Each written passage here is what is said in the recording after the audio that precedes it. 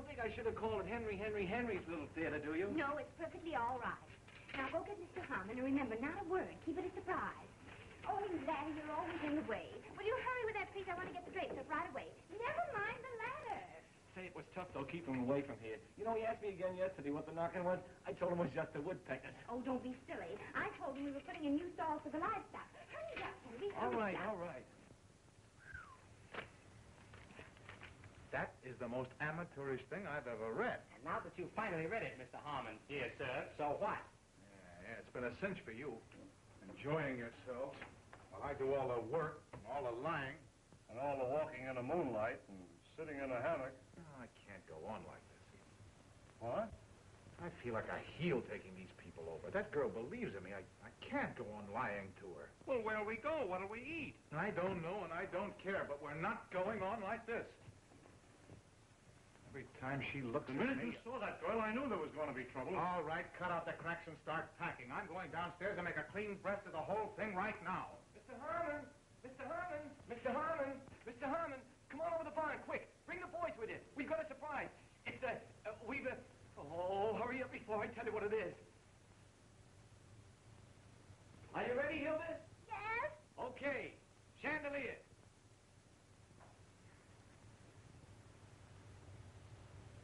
Footlight. Curtain.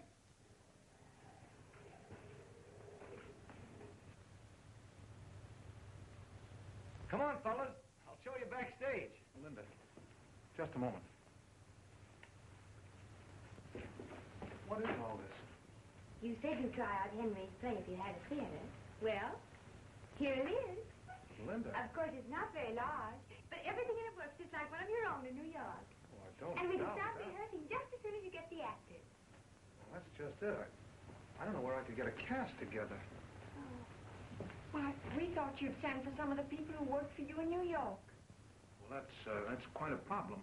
You see, most of my people are vacationing in Europe or working. But that needn't stop it. You used to be an actor. You could play one of the parts yourself. Well... And so could I. You said I had possibilities as an actress. Oh, yes. But what about the rest of the cast? Oh. Well, why not use local talent? It isn't as if we're doing a show in New York.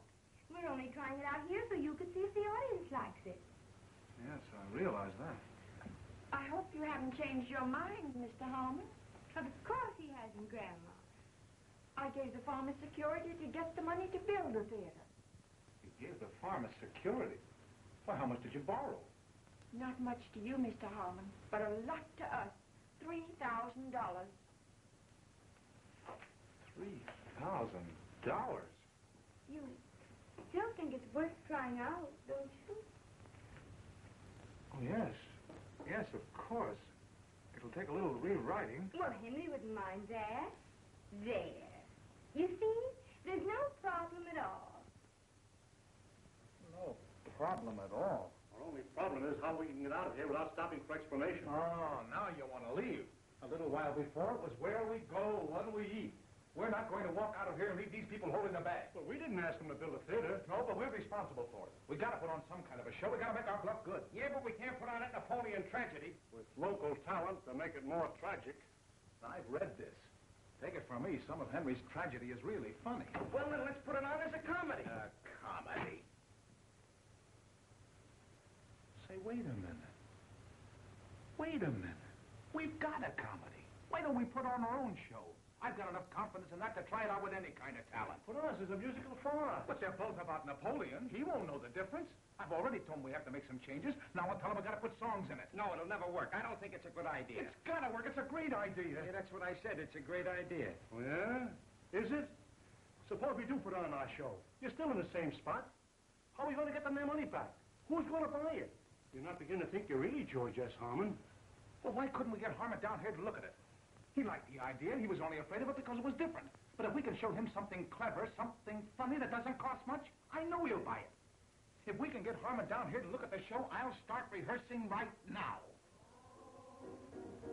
Sorry, folks. Can't come in here. There's a rehearsal going on. Come on. Come on. Go ahead. Rehearsal.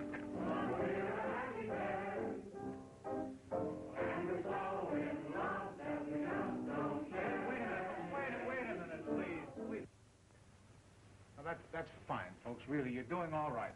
But please, give me a little more feeling. Get into it. We'll go through the whole routine. Place those props to represent the regular scene, and now come on, folks. We don't want to be here all day. You'll never make it. You'll never make it. The local talent is too local. Will you please? When Harmon sees this thing, he's gonna... When Harmon sees this on Monday night, I guarantee to have the hay out of their hair and the lead out of their ankles. Well, that's what I said. When Harmon... Will you please go back to that piano? All right, folks, now, position. I don't care what you say. You shouldn't play Napoleon. You're too big. He was a little man. That's what I said. But they told me I'm playing Napoleon before the wars wore him down. Fine, now, keep it that way. Keep it that way. That's it, stop. That's right.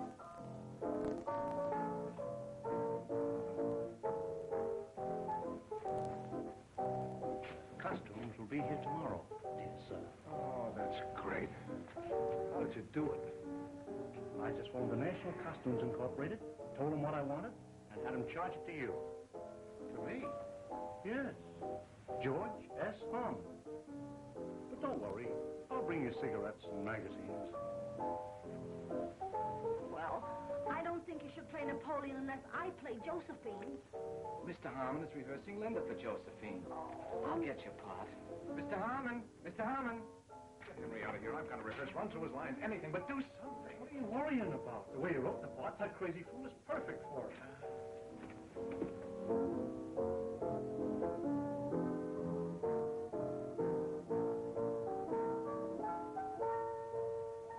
Here I am, footsore and weary.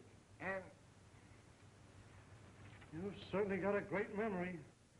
Last night he knew those lines backwards. And that's the way he's reading them now. Well, I'll help him study again tonight. Mr. Harmon wants him to start selling tickets tonight. I don't see why I have to sell the tickets. I'm the author. Well, you live here. You know all the people in this town. But I've never done anything like that. Oh, it's very simple. All you got to do is make a house-to-house canvass and ask the people if they want any Napoleon Follies tickets. Well, he shouldn't sell the tickets. He should just give out the passes. You're a great help, you are. You've got to try, Henry. It's easy to sell tickets. We need a big audience for that opening night. You just go from house to house. And... Look, I'll show you. Now, here's a house. Hey, you're a woman. It's too late. No, you're a woman and you're in your own home. Well, how many children have I? You haven't any children. Well, what kind of a woman am I? Is he kidding me? I don't think so. He's never done any canvassing. Now, let's take it slow. Look, Henry, you're a woman, and you're in your own house.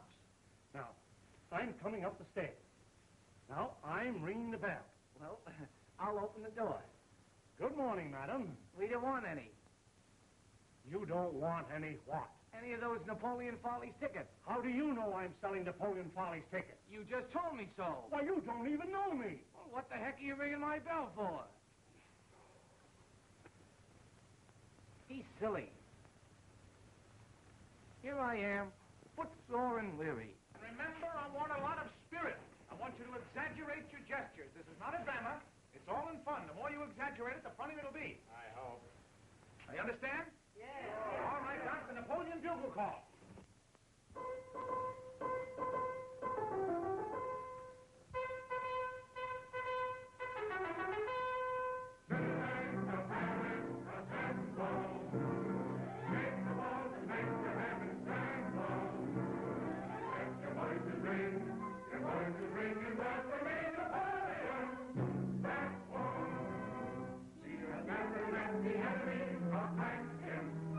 To surround your heart and bound your and we thank him.